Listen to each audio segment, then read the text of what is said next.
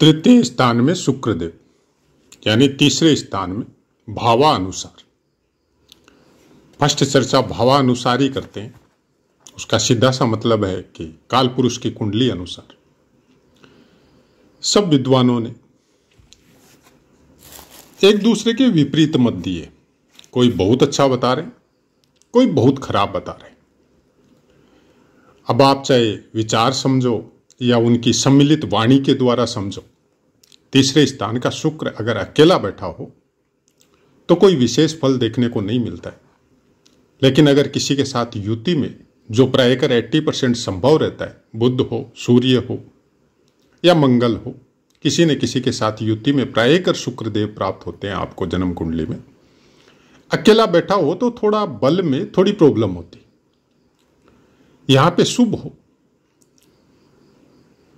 तो शुक्र का फल विभिन्न मतों को जब आपस में हम लोग मिक्स करके जब बोलते हैं तो उसके अनुसार ऐसा इंसान पराक्रमी होता है, धन का उपभोग करने वाला है, लेकिन कुछ लोभी भी होता है, स्त्रियों के प्रति आसक्त होता है, पराक्रम में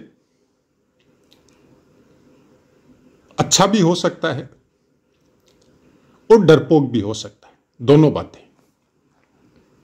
हम लोगों की चर्चा है सिंह लगन की, और सिंह लगन के अनुसार शुक्रदेव खुद तृतीय से तीसरे स्थान का स्वामित्व इनको प्राप्त है और दशम स्थान का भी स्वामित्व इनको प्राप्त है।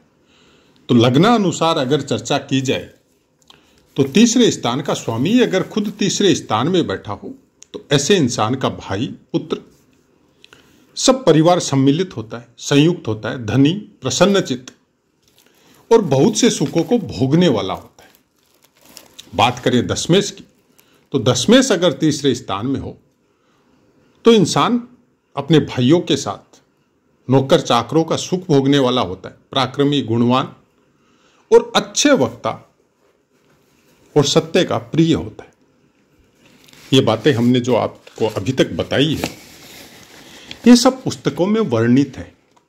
अच्छा, पुस्तकों में केवल यहां तक ही वर्णित है नहीं, बहुत कुछ वर्णित है। ज्योतिष शास्त्र वो समुद्र है जिसको पूरी तरह आपको मेमोरी में सेट करना संभव नहीं है।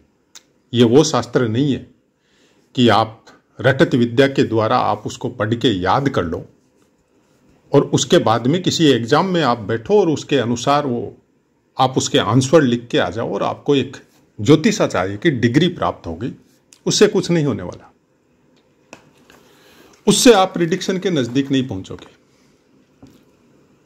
आपकी अपनी कामयाबी क्या है, ऋषि मुनियों ने ग्रंथों को लिख के हम लोगों को दे दिया है, जैसे गीता है, भागवत है, रामचरितमानस है, बाकी अनेक पुराण है, वेद है। लेकिन इनको पढ़ने के बाद में, इस ज्ञान को लेने के बाद में कितने इंसानों ने या कितने व्यक्तियों ने इसके ऊपर मनन किया है, इसके अनुसार अपनी दिनचर्या को डाला है। अगर ढाला है उसी के अनुसार, तो वो मोक्ष का भागी हो गया, वो जन्म मरण के बंधन से छूट गया। अब ये बात ज्योतिष में क्यों बोल रहे हैं? क्योंकि ज्योतिष ही वो रास्ता है जिसके द्वारा आप इन चीजों पे मनन और उसके गूढ़ रहस्यों को जान सकते।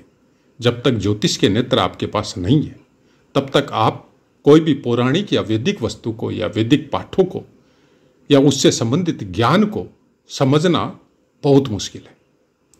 जब तक आपको ग्रह के तत्वों को समझ में नहीं आएगा, पंच तत्वों का समझ नहीं उठेगा आपके दिमाग में या मन में, जब तक आपको भावों के अनुसार, उसके कारकत्वों के अनुसार आप चीजों को समझेंगे नहीं, तब तक आपको बाकी चीजों का समझ में आना बहुत मुश्किल है।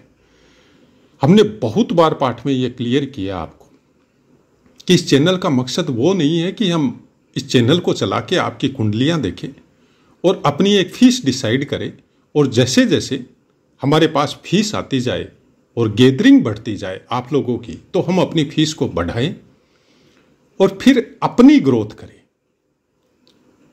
भोग या लोभ की वजह से हमने चैनल चालू नहीं किया है। चैनल चालू करने का बहुत बार क्लियर कर चुके हैं। अगर आप पुराने श्रोता हैं, शुरू से सुन रहे हैं, तो आप लोगों को पता है कि कोरोना काल में कुछ फ्री हुए थे पहले, आज भी सर्विस करते हैं, पहले भी करते थे। तो जब 2-3 महीने का दिमाग पूरी तरह फ्री हो गया, कोई काम पास में नहीं है, तो जिस चीज का अध्ययन करते थे, क्योंकि सर्विस लाइफ में आज से 20-25 साल पहले से यह सब पुस्तकों की गैदरिंग हमारे पास शुरू से थी। बहुत जल्दी इस चीज को समझने का, पढ़ने का मौका मिला था, तो उसको निरंतर पठन पाठन करते थे, उसमें मनन भी करते थे। आज जो हम आपको ये सब बता रहे हैं वो उसी अभ्यास का नतीजा है कि ज्योतिष केवल आपके भौगिक शरीर, मतलब भोग करने के लिए प्राप्त हुए शरीर की प्रिडिक्शन नहीं करता है, यह आपकी उस यात्रा की प्रिडिक्शन करता है जिस शरीर के द्वारा आप उस अपनी संपूर्ण यात्रा का समापन एक ही जीवन में कर सकते हैं। कोई भी कारकत्व बहुत तरह के फलों को देता है। जैसे शुक्र ग्रह आपको तीसरे स्थान में पराक्रम देता है, लेकिन तीसरे स्थान में शुक्र ग्रह डरपोक भी बताता है। क्यों बताता है? किसी विद्वान ने डरपोक यहां पे शब्द क्यों यूज किया? क्योंकि अत्यधिक भोग करने की वजह से, अत्यधिक उस चीज को, उस तत्व को यूज में लेने की वजह से, उसकी कमी की वजह से आपके शरीर में उस ऊर्जा का ह्रास होता है। आप देखिएगा, जिसका शुक्र ग्रह निर्बल होता है ना, वो शरीर से चाहे कितना भी बलवान हो, लेकिन वो डरपोक होता है। और जिसका शुक्र ग्रह मजबूत होता है, शुक्र तत्व शरीर में मजबूत होता है, उसको हो सकता है आप उसकी एक एक मांसपेशियों को गिन सके, उस संपूर्ण हड्डी का ढांचा मिल सकता है आपको, लेकिन वो साहसी होता है, वो डरेगा नहीं। वो 1000 आदमियों की भीड़ में भी साहस का प्रदर्शन करेगा। हो सकता है 20 आदमी मिलके आप उसके साथ मारपीट कर लो, लेकिन वो रोएगा नहीं, वो फिर भी मुकाबला करेगा। तो शुक्र वो चीज है, वो तत्व है जो सूर्य के बाद में सेकंड नंबर पे आपके बल में ज्योतिष शास्त्र में बताया गया है। सूर्य आपको तेज देता है, जो भौतिक दृष्टि से देखने को मिलता है कि आपके मस्तक पे बहुत बड़ा ग्लेज है, आपका एरो कुछ इस टाइप का है कि आपको लोग सम्मान की दृष्टि से देखें। लेकिन शुक्र एक दूसरे टाइप का तेज देता है आपको कि आपके शरीर में ग्लो है, एक आकर्षण है। शुक्र आकर्षण देता है आपको, एक ऐसी नजर देता है आपको कि सामने वाला हिप्नोटाइज्ड हो जाता है, आपको बार बार देखने की कोशिश करता है। और वो चीज आती है शुक्र तत्व के मजबूत होने की वजह से। लेकिन उसी तत्व को, उसी ग्लेज को आपने एक हथियार लिया, उसी आकर्षण को आपने हथियार बनाया और उसको भोग में उसको वेस्ट किया। उसकी वजह से शुक्र तत्व आपका वीक हुआ। तो यहां पे डरपोक लिखा गया है। उसका कारण केवल इतना सा है, क्योंकि अनेक विद्वान अनेक क्षेत्रों में जिनका अध्ययन हुआ है, वहां पे उसी टाइप के इंसान जब उनके पास आए और पुराने ऑथेंटिक ग्रंथों में जब शुक्र के बारे में कुछ और लिखा हुआ था, और उन्होंने उन इंसानों के अंदर उस शुक्र के फल को कुछ और नजर आया उनको, तो उन्होंने वहां पे अपनी पुस्तक में, क्योंकि उस समय ऐसा कुछ नहीं था डिजिटलाइजेशन जिससे कि आप कंप्यूटर के द्वारा अपने फलों को लिख सके, वहां पे हस्तलिखित ग्रंथ चलते थे, वो भी ताड़ पत्रों पे। तो बहुत मेहनत होती थी लिखने में और बहुत श्रम भी लगता था, बहुत समय भी लगता था। तो उन्होंने लिख दिया कि शुक्र ग्रह तीसरे स्थान में निर्बल होता है और इंसान डरपोक होता है। क्यों? वहां पे जिस क्षेत्र में वो निवास करते थे, वहां के इंसानों में भोग की मात्रा जरूरत से ज्यादा होती थी। तो जैसे ही उनके ऊपर 3-4 आदमी आके कुछ हल्ला गुल्ला किए या कोई उनकी गलती पकड़ी या उनको अपमानित करने की कोशिश की, उन्होंने पैर पकड़ लिए, उन्होंने माफी मांगनी चालू कर दी। तो डरपोक होता था इंसान। तो उसका डरपोक होने का कारण केवल इतना सा है, शुक्र ग्रह को जितना अच्छी तरह डीपली जब आप अध्ययन करेंगे तो आप वैदिक शास्त्र के संस्कारों के उस नियमों को उचित मानेंगे जिसमें बताया गया है कि इतने साल तक आपको ब्रह्मचर्य का पालन करना है और बाद में भी चरित्र के प्रति हमेशा मजबूत रहना है। हमने जितनी बार शुक्र के पाठ दिए उतनी बार आपको बताया कि अपने चरित्र की मजबूती आपकी वो मजबूती है जिसके द्वारा आप इस लोक को भी नहीं, इस शरीर को छोड़ने के बाद में परलोक को भी सुधार सकते। शुक्र ग्रह केवल एक जीवन तक नहीं चलता है। शुक्र की ऊर्जा और सूर्य की ऊर्जा एक दूसरे के विपरीत नहीं है, एक दूसरे की संगी है और ग्रहों में इनको दुश्मन बताया गया। उसका कारण केवल इतना है कि शुक्र ग्रह की ऊर्जा को सूर्य जो है वो जला देता है। शुक्र एक ठंडा ग्रह है, सूर्य एक तेज आग का गोला है। जब उसकी दृष्टि उस तत्व पे पड़ती है तो वहां पे कुछ हलचल पैदा होती है। हलचल पैदा होती है तो आदमी अनेक तरह के कर्म करता है। उस अनेक कर्मों में कुछ कुकर्म भी होते हैं। जब उस कुकर्म का जो आश्रय लेता है तो उस तत्व की कमी की वजह से सूर्य देव का भी फल निष्फल हो जाता है और शुक्र का भी फल निष्फल हो जाता है। ज्योतिष शास्त्र में कोई फिक्स फल नहीं है। अगर आप सोचे कि पुस्तक में यह लिखा है कि शुक्र तीसरे घर में बैठा है तो आपको यह फल देगा और आप सोच के बैठ जाए कि वही फल मिलेगा, संभव ही नहीं है। क्योंकि जब आप प्रस्तावना को भी पढ़ते हैं किसी भी ज्योतिष शास्त्र की पुस्तक में, फर्स्ट में जो प्रस्तावना उस विद्वान के द्वारा लिखी हुई होती है उसमें साफ साफ बोला गया ये बात कि किसी भी आदमी की जब आप कुंडली का अध्ययन करो तो प्रश्न मार्क के द्वारा पहले तो यह जांचने की कोशिश करो कि यह इंसान आया किस लिए, कौन से क्वेश्चन का आंसर प्राप्त करने के लिए आया। उसके बाद में उसकी स्थिति, जहां वो निवास करता है वहां का रहन सहन, उसकी खुद की स्थिति, जो उसके चेहरे और उसके शरीर पे, तन पे जो भी वो पहना हुआ है उसके द्वारा इंसान को बहुत कुछ शब्दों के द्वारा, उससे बात करने के द्वारा उसको आभास हो जाता है एक ज्योतिषी को कि फिलहाल इंसान की स्थिति क्या है। पूरी तरह जांच परख करने के बाद में उसको पूरी तरह पता चल जाता है कि ये इंसान कौन से दुर्गुणों की वजह से आज ये सजा पा रहा है। तो वो दुर्गुण उसके अंदर संस्कारवश है, उसके प्रारब्धवश है, या उसने कुछ ऐसे कर्म कर दिए जिनके वजह से है। ये मान के चलिए कोई भी ग्रह किसी भी स्थान पे बैठ के आपको कंटिन्यू एक फल कभी नहीं देगा। अगर कंटिन्यू एक ही फल देना होता तो बाकी वर्ग कुंडलियों का कोई जरूरत नहीं था, गोचर का कोई जरूरत नहीं था, अष्टक वर्ग या दशा महादशा का कोई जरूरत नहीं था। एक कुंडली देख के बताना शुरू कर सकते थे आप कि इसका फल ऐसे मिलेगा, जो कि संभव ही नहीं है। आप अनेक दशा, महादशा, अष्टक वर्ग, गोचर सब कुछ लगाने के बाद में, वर्ग कुंडलियों का अध्ययन और षटबल के द्वारा सब कुछ प्राप्त करने के बाद में जब आप उस फल को उस इंसान के ऊपर मिलाते हैं तो आपको पता चलता है कुछ नहीं मिल रहा है। उसका केवल और केवल एक कारण है कि आपने वो कहां, किस क्षेत्र में निवास कर रहा है उसके बारे में जानकारी नहीं की। उसके संस्कार कैसे हैं, वो किस तरह के संस्कारों से पल्लवित और पोषित हुआ है, आपने उसकी जानकारी नहीं की। हम लोग कोई भी कर्म के द्वारा जरूरत से ज्यादा किसी कर्म को कर लेते हैं तो आप एक या दो ग्रह को जरूरत से ज्यादा एक्टिव कर देते हैं शरीर में। इसीलिए हम लोगों के परिवारों में, संस्कारों में यह बात बोली जाती है कि आपके पास चाहे अभाव हो, चाहे जरूरत से ज्यादा हो, कोई भी चीज, हमेशा अपने आप को हर परिस्थिति में स्थिर रखने की कोशिश कीजिए। क्यों बोला जाता है? क्योंकि सबसे ज्यादा स्पीड से गोचर करने वाला ग्रह चंद्रमा है और चंद्रमा आपके 70% हिस्से को कवर करता है। जल की मात्रा इंसान के शरीर में 70% से ज्यादा है और वैसा ही पूरी पृथ्वी पे है। जैसी पृथ्वी है वैसा ही आप है।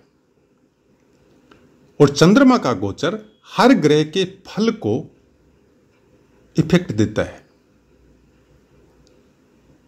अब जब तक आपने चंद्रमा को नहीं समझा है तब तक ज्योतिष में कोई मतलब नहीं है कि ज्योतिषी बनने का या ज्योतिष को जानने का, क्योंकि चंद्रमा आपके मन का कारक है और मन की गति को आज तक कोई भी पैमाना साइंटिस्ट ने या किसी ने पकड़ा नहीं है। केवल अपने शास्त्रों के अलावा ऋषि मुनियों ने पकड़ा, संतों ने पकड़ा, और वो अपनी गति को प्राप्त हो गए या हो रहे हैं। हम लोग भी अपने घर में बैठ के बिना कोई साधु सन्यासी का भेष लिए या बिना कुछ और किए अगर हम लोग अपने चंद्रमा को भी कंट्रोल कर ले तो हम लोग अपना जीवन को बहुत अच्छी तरह सुखपूर्वक बिता सकते हैं। क्योंकि चंद्रमा की गति हर ग्रह को इफेक्ट देती है। चंद्रमा की गति केवल पृथ्वी पे इफेक्ट नहीं देती है। ब्रह्मांड में जितने ग्रह जो गुरुत्वाकर्षण के द्वारा पृथ्वी के साथ बंधे हुए हैं, वैसे ग्रह भी एक दूसरे के साथ बंधे हुए हैं। तो जब चंद्रमा का गोचर होता है, हर ग्रह के ऊपर अपना एक अलग अलग चंद्रमा है और उन सब का गोचर होता है, और पृथ्वी से जब उसकी रे आपस में जब मुलाकात करती है या टकराती है तो उसका इफेक्ट उस ग्रह के ऊपर भी होता है। और शुक्र वो तेजपुंज है, शरीर की वो ऊर्जा है जो तुरंत एक्टिव होती है। मन के साथ इसका तारतम्य शुक्र के तत्व का कुछ इस तरह से होता है कि मन में कोई भाव उठा और आपका शुक्र एक्टिव हो गया। भाव कैसा है? शुक्र आपको भरपूर प्रेम देता है, प्रेम करने की अभिव्यक्ति, अच्छा संगीत सुनने की अभिव्यक्ति शुक्र देता है आपको। अब वो भाव प्रेम में प्रकट होकर भक्ति में लग गया तो शुक्र का फल कई हजार गुना बढ़ जाता है। वो भाव आपके कर्म में प्रकट होके और आपको अथक मेहनत करवाता है तो शुक्र का फल आपके भौतिक संसाधन और आपके नाम भी आपके फेम के साथ जुड़ जाता है। जब शुक्र सेवा भाव के साथ जुड़ता है और बिना कोई छल कपट के, बिना कोई लोभ के आप जिसकी सेवा करने लग जाते हैं, वो माता हो, पिता हो, परिवार हो, बंधु बांधव हो, समाज हो, देश हो, चाहे ईश्वर हो, तो फिर वो उच्च कोटि की वो पद आपको प्रदान करवाता है जिस पद की आपने तो अभिलाषा की नहीं, लेकिन समाज या गांव देश ने भी नहीं सोचा होगा कि यह इंसान इतना दूर तक प्रोग्रेस करेगा। यह केवल और केवल शुक्र ग्रह की ऊर्जा की वजह से होता है। और जो भी जितने बड़े पदों पे बैठे हैं, जितना उनका नाम है, अब बोल सकते हैं बोलने को कि इसमें सूर्य का योगदान होता है, हम भी नकारते नहीं है, सूर्य का योगदान होता है। लेकिन सूर्य भी अपना योगदान या अपने द्वारा जो भी उसको देना है वो तब तक नहीं दे सकता जब तक आपके अंदर शुक्र ग्रह की प्रधानता या शुक्र तत्व की अधिकता या अच्छी स्थान में प्लेस या उसके अनुसार आपने कर्म किए नहीं है, तब तक वो चीजें प्राप्त नहीं होगी। तो ये भौतिक शरीर जो आपका बना है उसमें सबसे ज्यादा ऊर्जावान कोई ग्रह है तो वो सूर्य है, और सबसे ज्यादा बलवान कोई ग्रह है जिसको जो वो बल आपको प्रदान करता है जिसकी वजह से आप सूर्य की ऊर्जा को अपने अनुसार चला सकते हैं, वो शुक्र ग्रह। शुक्र भी बलवान है, सूर्य भी बलवान है, तो आप बहुत कुछ अपने चंद्रमा को कंट्रोल में कर सकते हैं। नहीं तो फिर चंद्रमा को कंट्रोल करना बहुत मुश्किल है। जिस दिन आपने चंद्रमा को अपने कंट्रोल में कर लिया, हम बहुत बार बता चुके हैं बात, छोटी छोटी साधारण सी बातें हैं। जब बड़े बुजुर्ग कहते हैं कि यह काम नहीं करना, तो कुछ इंसान होते हैं जो उनकी बातों को मान के उस काम को नहीं करते।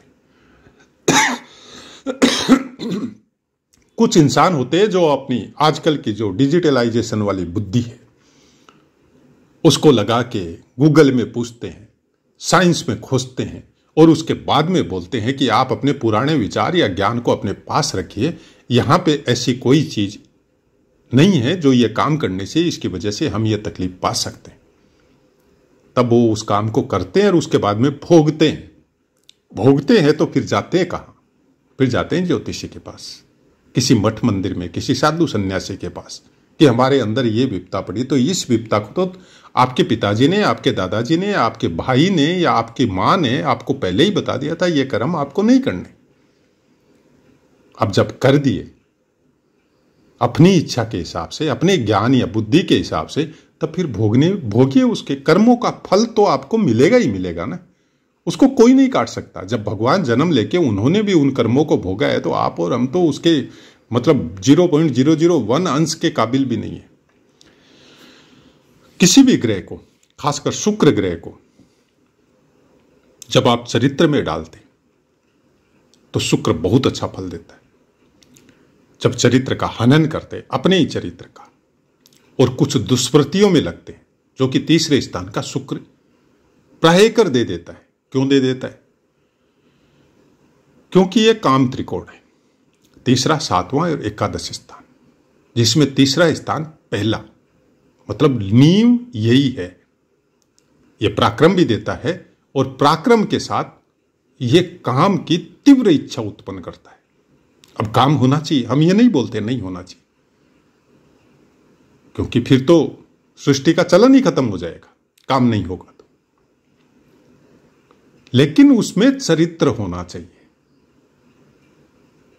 विदाउट चरित्र अगर काम की अधिकता है, तो फिर आप अपने आने वाले भाग्य को गांठ बांध रहे हैं। उसके अच्छे फलों को प्राप्त करने में बहुत कठिनाई फिर प्राप्त होती है।